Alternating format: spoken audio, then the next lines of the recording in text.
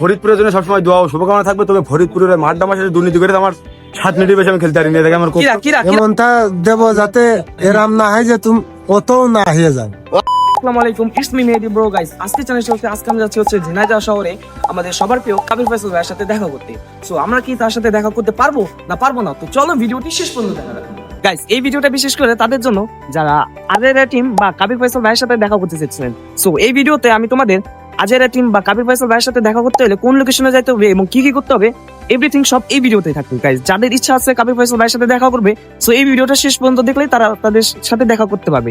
So চলো ভিডিওটি শুরু করা যাক।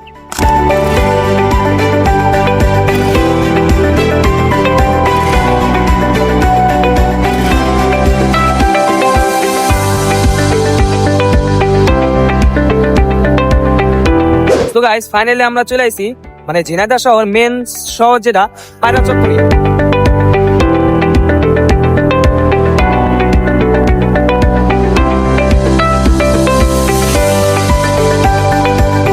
গাইস, আপনারা যে জায়গা থেকে যান না কেন সর্বপ্রথম এই জায়গা থেকে আইসা যে কোনো অটোতে বলতে হবে বালিয়াডাঙ্গি। আমি এখন বলবো, আপনারা দেখতে যান। বালিয়াডাঙ্গি বালিয়াডাঙ্গি বালিয়াডাঙ্গি। তো গাইস, আপনার আমার একটা চ্যানেল ছিল যে ফয়সাল ভাইয়ের সাথে দেখা করতে। সো আমি এখন প্রায় 80 কিলোমিটার জার্নি করার পরে ফাইনালি ঝিনাইদহ ওনাদের এইখানে চলে আসি। সো ওনার সাথে এখন দেখা করবো, আসেন।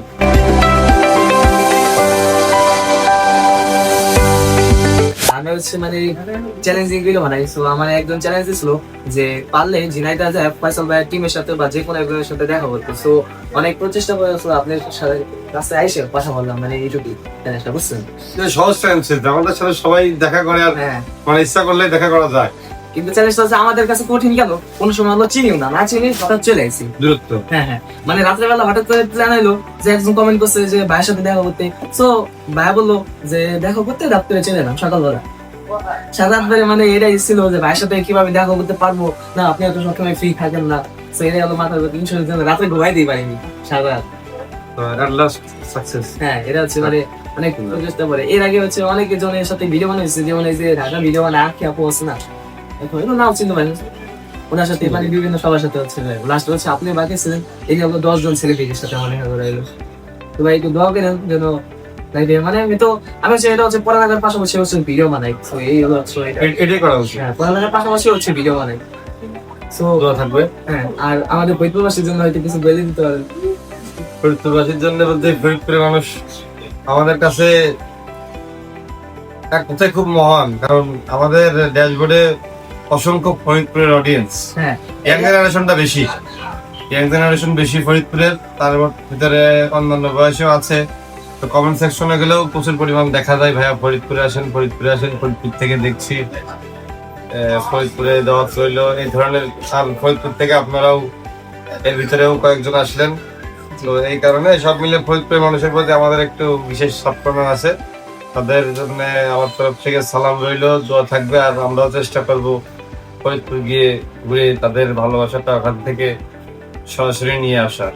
মানে আমরা চাই যে আপনি যান, কারণ এটা আমি বলতে পারবো একজন ফরিদপুরের বাসিন্দা হিসেবে যে আপনার কিন্তু বেশি ভালোবাসা আছে ফরিদপুরের লোকের অনেক আছে, আপনি ভালোবাসেন ফরিদপুরের মানুষ অনেক ভালোবাসে, এটা সত্যি।